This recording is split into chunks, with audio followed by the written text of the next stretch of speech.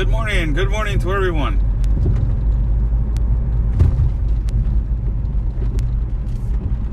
Let me see if I can get a few people so we can start.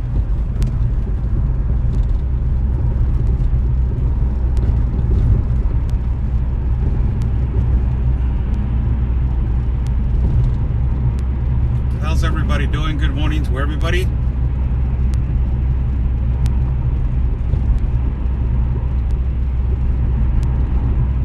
How's everybody doing? Excuse me. How's everybody doing? Good morning to everyone. I'm Oscar Blue for Border Network News and America's Voice. God bless my country of Mexico and my city of Tijuana. And also God bless the United States of America. Good morning to everybody. Let's thank God for everything that we have. A heart that we can feel and a mind that we can think. And a voice that we can talk and eyes that we can see. And also hands and legs and everything so we can work. How's everybody doing? Hope that you guys are having a beautiful Thursday, and I wish that your Thursday goes as well as possible, and everything that you guys have in mind to accomplish today, you guys can accomplish it. How's everyone doing? Good morning to everybody. Topics of today, Thursday. Today, as several political programs in our country of Mexico have been extremely viral and vocal about what the State of the Union and it is really important, the speech of President Donald Trump of the United States of America and how it will affect our country of Mexico, or how it will benefit our country of Mexico in regards to the speech of the State of the Union. Every time the president speaks of the United States or something goes viral of the president of the United States, the dollar goes up or the dollar decreases. So it is a clear impact on our economy, whatever he says or whatever his statement is. But the most important thing is, what does this political critics that they're really important for our country, what do they say about the president of the United States, and what is their opinion about the president of the United States? There was a table in a program, really well-known program that is called the Political Opinion of Mexico, and it's called The Opinion. And this program, yesterday they were talking about in a 2-hour program that I watched, how important President Trump has been for the United States. And I was extremely surprised. I was really surprised because a lot of these political critics, just one of them was pretty vocal about criticizing President Trump. And, it was just a little bit like this for her to call him a fascist, a narcissist, all these terminology that the left uses. Now, by this, I know that she's a leftist, political insider. But the other four, there were four, four. The other four, that their opinion extremely is important. All of them gave great political insight on the State of the Union speech. And also, they talked about one of the things that I think that it's really important when you're talking about defending yourself in politics or defending yourself in questions of an immigration situation or whatever, is statistics. And the first political opinion about this table was, this is the best month of Trump that he has had possibly in his political career right now in the United States. That was the first opinion of the one that it was open in the show. He's saying that the most amazing thing is his immigration numbers. They have calmed down. The most amazing thing is that everything, the economy, and he showed with the statistics, numbers, and also how the economy has affected, in a positive manner, other countries. Also, he showed his popularity. That was the thing that he was really amazed. His popularity went up 10.9% on the last 3 months. Apparently, 10.9% has increased the popularity of Donald Trump and the statistics of this political insider from our country. And he's saying that he's having the best month, and also that is the worst month of the Democrat Party. That is the worst month of the Democrat Party. The reason why being is that they are being, right now outshined by the popularity of Donald Trump, and also they are being right now outsmarted by the political advisors from Donald Trump. So that was the first opinion, and I was really amazed that these political insiders and this political journalists they had this opinion on Trump. I was like, oh, they're pretty knowledgeable now on the fact and on the topic. That was really amazing for me. Second opinion was really it was eye-opening.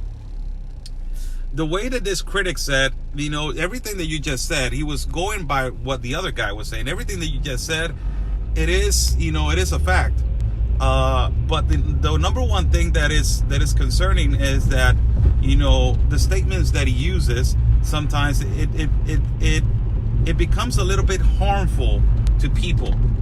And his egocentric attitude, I get it. That's the way he is. Sometimes people don't like him because of the way he is. But, he said this. He was hired to bring the economy up and to stop, the irregular migration and to do a lot of things for his country. And he's doing it. So, we can have an opinion. He's not a politician. He's a businessman. And he knows how to manage, a country. And he's demonstrated right now that his attitude has nothing to do with numbers. And this was another amazing thing that I was like, wow, I was blown away. Like, these people now, political insiders and political critics in our country, are changing their mind amazingly. They're getting to know and they're understanding the views of the president, and they're understanding the views of your president, and they're understanding, like a lot of us, that we know that the president of the United States is for his country, and he is completely focused on the economy of his country, and his slogan, "Make America Great Again," and now his slogan, "Keep America Great." All these things, they're kind of like ricocheting on the mind of the political insiders and political critics over here in our country. And another opinion, negative side of another political critic, that it was in the panel.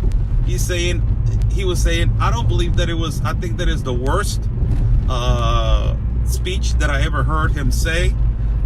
He was acting like a fascist. For sometimes it was all about me, and every time that he spoke, he was, the Republicans in the Senate, they were getting up and they were applauding. For moments, I thought that it was kind of like a circus. That's what she said. I was like, wow. But immediately she got stopped, and the other critics say, how do you want the Republicans to not act if you're seeing all the Democrats trying to impeach this man, and now he's acquitted, and he's getting acquitted, and how do you want them to not act if he's doing great things with numbers? And they show this political insider the numbers. How do you want all the Republicans to not act? Do you want them to just sit down and watch and not applaud? They're celebrating because he's winning, and also they're celebrating because the numbers that he's saying and the numbers that he's managing are true. And these are political critics from Mexico that they were having a debate, on the speech on the State of the Union. Now, their opinion on Nancy Pelosi, this is all of the five political critics. They were saying this is the most divisive moment that probably the United States is going through right now. They have never seen a president get so much attacked in the history of the United States. And also, this is the moment that everybody is divided. And as you see, they're divided because of the ways of the president, that he is for the country. And a lot of the Democrats, they don't understand. And you can see practically the attitude of the head chief of the House of Representatives, the House, that is Nancy Pelosi, I believe so, ripping the papers apart. And, you know, by that, you understand the division that she is provoking. That she is provoking. And it's because, you know, they're two political parties that they're supposed to be right now, you know, for the better of the United States of America. It was really interesting to see political critics from our country giving their opinion on the State of the Union and how it affects Mexico. Now, how it affects Mexico, that's another political insight that they were talking about. The number one statement, Mexico is going to pay for the wall. Mexico is going to be the wall. That, you know, a lot of the people say that it's incorrect. But if you see through the guidelines and through everything, Mexico, it's not kind of like being the wall, but it's the one that is stopping all this invasion from coming into our country of Mexico and in through the borders. Why? Because of what is happening right now. It is amazing what is happening right now. And it is a reality. The New World Order and the United Nations are pushing this influx of migrants to invade border through border. And it's a reality, people. It is a reality. They're using necessity. They're using victimization. They're using their suffering. They're using all this stuff to make believe that. But, you know, now Mexico is stopping this immigration issue. They're not using us because we're defending ourselves against this political insights of the United Nations in our country. So it was really interesting. It was really interesting to see that. You know, the popularity thing, it's really important. It's really important for you guys because your elections are coming up in this year. A lot of people, you know, the majority that I talk to are Republican Party. I talk to a lot of Democrats also, you know, that they are, you know, on their political views are understandable. But the only thing that I can tell you guys is that, you know, it's really important for you guys to go out and vote on this year. The reason why is you guys know who's the globalist party, and you guys know who's trying to bring all these globalist tendencies to not only to the United States but through the world. So it's time for you guys to understand that there's political critics in our country that they are in favor now. President of the United States, and it's amazing. It's amazing. Another topic, jumping on another one. AMLO. There was an interview that I will upload today. Level 33 Masons talking about how they know that AMLO is amazing. That AMLO is amazing. A Mason. M-A-S-O-N. And they're giving signals and they're giving signs. We already knew this, that he was. But now these Masons, they're talking about how AMLO is a Mason. And how AMLO is really involved right now with Masonry. And that he's taking decisions based on Masonry. And based on decisions of the leadership of great Masons.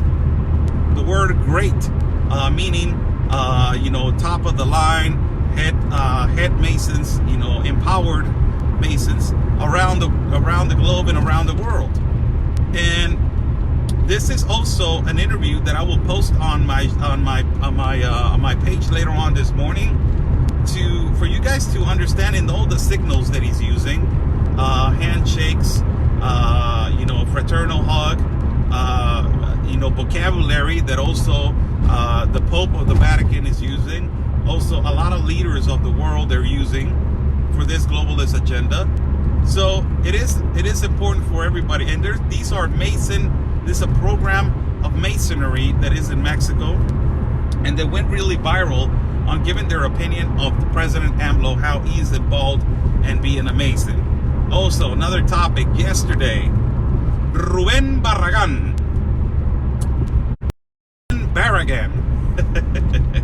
Rubén Barragán, man, I remember when I went to his first concert. It was right here in Tijuana.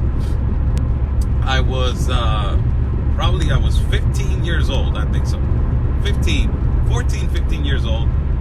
I've always been a rock guy, Mexican rock bands and American rock. That's the love of my life. But I remember his first concert that I went to was 15 years old. And we were young. I was really young. I was a teenager. And they wouldn't let us into that concert, so we jumped through a fence. And we got through the concert at the backstage.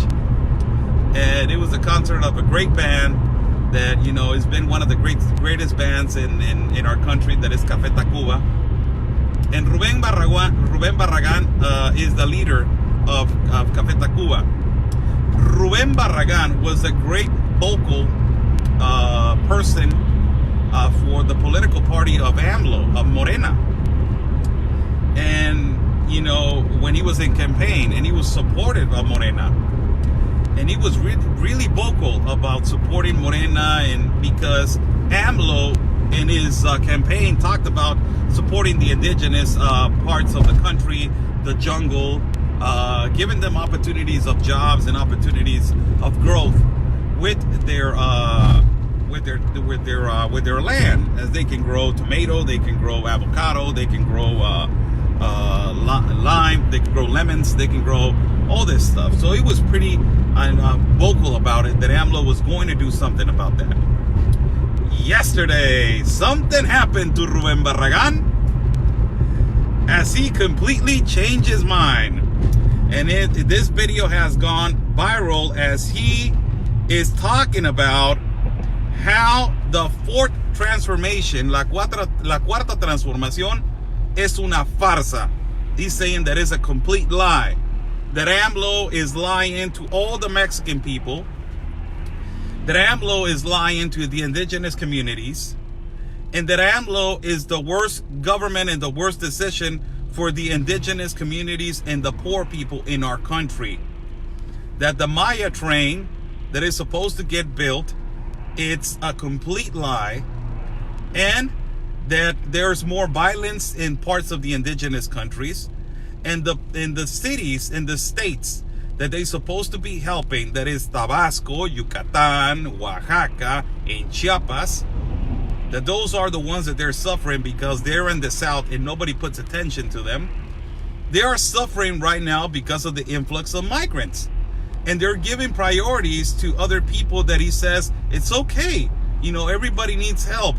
But he knew and he knows that our poor people was first and the indigenous communities were first. And he's leaving them, poor. And he's giving money, amounts of money, millions of pesos to other people that they're coming in from other countries and from the world. That is unreasonable. It is illogical. And I'm standing right here. He was in the government palace of the city of Mexico. He's saying, I'm standing right here on the government palace on this meeting. It was a lot of people protesting. It was a little protest. And he's saying, I'm standing right here to lift up my voice and to say to him, I was supportive of you, and now I don't support you. And you are a lie. This government is a lie. So this is really important for the Mexican community, for the generations of probably my age, probably the people that were born in the 90s also, that they're in their, I'm in my late 30s, people that were born in the 90s, they're in their early 30s, probably early 20s, but late 20s, but it's really important. It was really, really important that he came out, and is a great voice for the awakening of Mexico against the false government and the populist government of AMLO. This is extremely important. Why? Because he was really criticized by followers of AMLO, and like AMLO is trying to take away right now the another thing for the followers of AMLO, los puentes de vacaciones o los puentes de días de descanso. He's trying to take them away. What is a puente? It's a bridge. We call them bridges over here when it's a holiday. If the holiday was on, on Monday, a lot of people, took the Friday off to have a long weekend, the long weekends. And he's trying to take away the long weekends now. It's amazing what AMLO's trying to do to all our country. And little by little, he's tearing it apart. Little by little by little. And how this affects, because he doesn't believe in the holidays, in the Mexican holidays, that they're really important, on the revolution holidays. He doesn't believe on the, really important holidays in our country. And he's changing all of that. And by that, changing all of that, and not putting attention to the particulars and the important stuff that is going on in our country for years. That is the poverty and the corruption. A lot of people are waking up and they're changing sides now. They're like, hell with this guy. This guy was not, it was hired for this, to help our poor, to help the indigenous communities, to create jobs, and the economy should be increasing. You're creating jobs, but the economy is not increasing. Who are you talking about? I'm talking about the president of Mexico. Relax. I'm not talking about the president of the United States. Relax. So minus 0.1% was the increase, was the decrease of our economy in the first year. Minus 0.1. Imagine that. Minus. With Enrique Peña Nieto, I'm not for PRI. Enrique Peña Nieto was a piece of trash also. And he was a corrupt president. One of the most corrupt presidents that ever existed in our country. The economy increase of 1.9%. With Felipe Calderón, another corrupt president, and another president that it was really violent, the economy went up 2.2 or 2.6% on the first year. So that is to go down. He left the economy on 1.9 when he left office, Enrique Peña Nieto, to go back down to minus 0.1. Wow, that is amazing. And a lot of these critics and economists, they're going to be talking about, yeah, but because he eliminated some industries, that they were external industries, that they were buddies with, with the president and, all these elite people. They, he said, like, hell with you, I'm going to put Mexican companies, so it's going to decrease the economy, but later on it's going to increase. Yeah, but you are taking away jobs. And that is, I don't see the logic there. I really don't. So, really important. One of the figures of rock in our country, he went really viral talking about, how the president of Mexico is lying, and also he is not an important person for our country, and he has been he's a traitor to his own indigenous people. How's everybody doing? Topics of the day: political critics of Mexico giving opinion on Trump. Also, I will post that video of the political critics of Mexico talking about Trump. Also, a program of Masonry talked about how the signals and the important symbolism that AMLO is giving to people to make them understand that AMLO is absolutely amazing, and he's going by the politics and by the by the rulings and by the politics of Masonry. He's obeying, Masons. And also, topic of the day, rock star Rubén Barragán, Mexican rock star Rubén Barragán went viral after being a person that it was completely vocal, supportive of AMLO. He now does not support AMLO. He's saying that he's a traitor to our country, and also that he's not supporting the indigenous communities. How's everybody doing? Good morning to everybody. God bless everybody. Hope that you guys are having a fantastic morning. We are on our way to work. Hopefully, you guys have a great day today. It's nice saying hi to you guys. Follow my partner, Conservative Anthony, as he's running for Congress in District 16 of El Paso. Also follow Sandra Lee Witten, as she is also running for Congress in District 28 of Texas. Also follow that. How's everybody doing? Good morning to everybody. And let me see some comments right here. Francis Harris Nielsen says, in a way, the drug cartels and coyotes are paying for the wall because we are saving billions. No, I don't follow that. I'm gonna tell you why. Because cartels and coyotes have been existing for the longest of time, and there was no wall before. There was a little wall of the Clintons, and there was a wall that nobody on the Democrat Party talks about, that wall that Obama put on California, that is the heat sensor wall.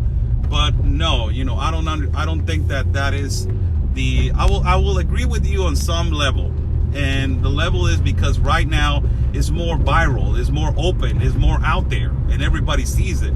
But the wall, in a way, is being put by a lot of countries, not only by Mexico, by a lot of countries, that they don't want the influx of migrants. They don't want caravans. They don't want globalism. So in a way, a wall is being put because of the United Nations and the global pacts that they are trying to put in every country, and how they're trying to destroy with socialism in every country. So I believe that is the correct statement. No more blue in Texas. Hopefully. One eye watching weather alerts on TV. Oh, okay. That's great. Have a fantastic morning, everybody. It was great talking to you guys. I don't see a lot of oh yes, I'm watching right here. So have a great morning. Have a great morning, everybody. Hope that you guys have a fantastic day.